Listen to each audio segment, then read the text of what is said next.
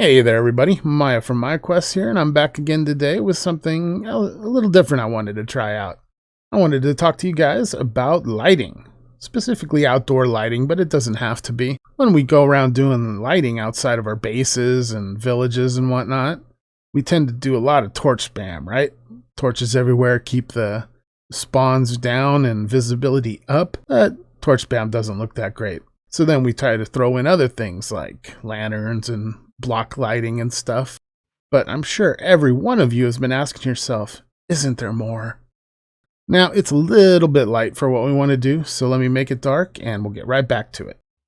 Now, here we have a peaceful little village full of torch and light spam to help keep it bright so you can see everywhere and keep the mob spawns down. You can see we've covered everything so that we can make sure there's no spawn area that anything can get us from.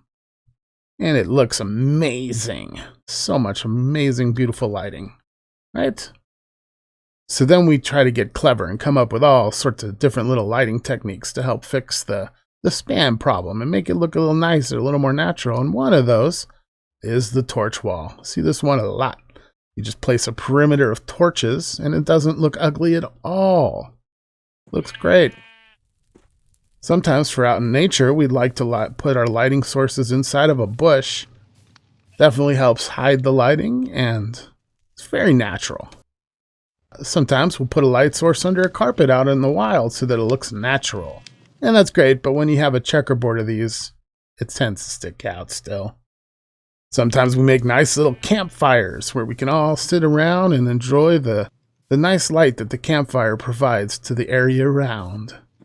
Sometimes we get really crazy and come up with our own light posts that can help decorate our world with unique flavor. Well, all these methods are great, and there's plenty more. But a while back, I'd come up with my own little hidden light source, and I've really, really loved it. Now, I consider myself a builder, even though I don't build the best stuff. I'm far from being an amazing, great builder, but I do enjoy it, and I've built some stuff I really like. Of all the things I've ever built, this light source is the one thing I've created that is by far my favorite, and it's so simple and easy, and I think just looks great. So, enough bragging about how great my light source is, why don't I show you guys? So while we have this torch-spammed, lit-up village here that's just a little yuck, over here we have a nice little happy village with all sorts of hidden lights and just a really great feel. Now, my hidden light source is right here. Its goldeny light gives off just a wonderful vibe, doesn't it? I like to use these light sources in a variety of different ways and places just to make an area look a little more lived in. Now, the way it's made is very simple. You have 4 spruce trapdoors, a honey block, and I love to use the shroom light underneath. So first off, I'll show you how to make it just in case you didn't pick it up from that one right there, but I like to make a hole in the ground and toss a shroom light in. You can use a bunch of different types of lighting, but I like this the best because if you look in, you can see the little bit of texture at the bottom, and it looks nice. A torch you can definitely notice is in there. Lanterns don't look bad though, because they become pretty hidden, and all you really see is the honey on the top. Next, we're going to need some trapdoors. I'm sure you could use different trapdoors, but I think spruce looks the best. I mean, look at that. And you can have these all over your area helping to light up, mixing in with other different lighting sources. And if you have a bee farm of some sort, it really adds to the feel of this is a bee farm. Now, come on over here. You'll see it's even jelly approved. Here we have a nice quick little beehive that I threw together. It's quick and dirty. Here we have a different version of the honey barrel. It's got a little lid that's up and it's kind of embedded in the wall here. I tend to put planks there in the hidden area, just in case you're kind of looking through and you see dirt. You know, it's better to see the wood that should actually be there. So yeah, do something like that. Here's just a covered up one. It still lights up the area around it, which is nice. Here's my basic one again. Here we have a single double.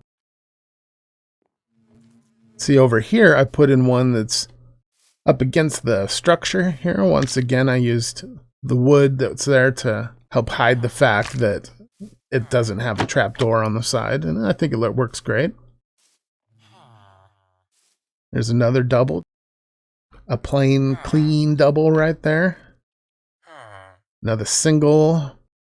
Even iron golems love these things. They can't get enough. Right, buddy? You love it there, don't you? There's a big vat that's partially open. Got a cool little look to it. Over here we have an old broken down crumbling one that's spilled out its honey and is leaking all over the place. Now coming back into the village, really quick, we'll take a look at this little beehive I made. I just wanted to kind of do a quick little build that had a very amorphosized look, I think is what I want to say. It's kind of oozed into the original structure and it's oozing with honey all over itself, and yeah. We got honey dripping down from the ceiling, which always looks nice. Got the flowers in here for these bees for when it's daytime. Yep. And if you come back out here, you'll see that even pandas love the honey. How could they not?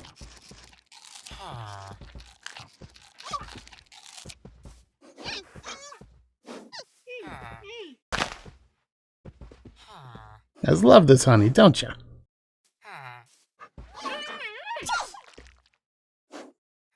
And finally, one last little variation I have for you guys. It's a double with the lids up in the middle. Kind of looks like maybe a honey picnic basket or a carrier, or just a honey barrel with the two lids up in the middle. Well, that's pretty much what I wanted to show you guys today. Just give you a new option if you haven't thought of this one yet for lighting up your areas. I think it looks great, especially just the basic honey barrel.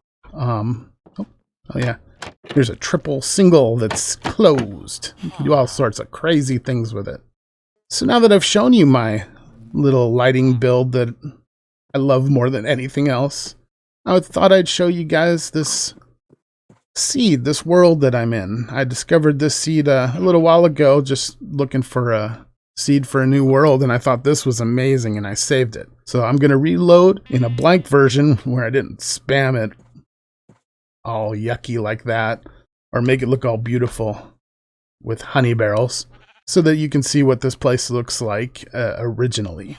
And I think you might be a little impressed with what you see in the area. So I'll be right back. Okay, so I've recreated the seed, and here we are back at the double village. Great little area. First off, there's the coordinates up in the top corner. You see it's pretty much just 1,400 blocks away from spawn, which is not bad at all. I'll put the seed and the location of this area in the description, so it's there for you guys if you want it. Let's take a quick look around though. You see, spawn's over that way, and I came in and there's this great open field. There's this cool little foresty area below me. Then we got the first village here that I spammed with torches. Pretty nice village. And when you see how they link up like this almost, you know, this area's got some cool potential. Let's take a quick look at this village. We got the house on the hill. This is where I built the beehive area. Nice little house over there. Ooh, that ravine. Yeah. Can't be perfect. You might want to cover that up. So there we have the two villages. Now, I haven't explored this seed that much, but I have explored just the general surrounding area, and I was pretty surprised at what I found. Now, coming in from spawn over that way, there's some great looking terrain the whole way in. But let's start off our trip around the general area by going this way first. Now over here there's a swamp, which is like, it's a swamp, but still, you have a swamp fairly close to the area, which can be helpful. Get some other things that you might not have access to right away. And right there, that's a witch's hut. So you got that too. Now let's start to circle this way around. The village is over there. Got still some nice terrain, good roof forest. Over here we got some mountains mixing in with it. They look really nice. And I'm sure this looks even better as you keep going, but we're gonna go this way, keeping close perimeter to the double villages. Now as we get over here, see the savannah and another good village, along with some cool mountainy area around it. Village is smaller, but still pretty decent, and another village really close to the double village. So let's continue on now on our journey. Great little mountainous area here. And look at that. A ruined portal. No. This mesa right here. Everything is so close. You got everything you could need right out here by those double villages. I feel like this could be a fun seed to work with.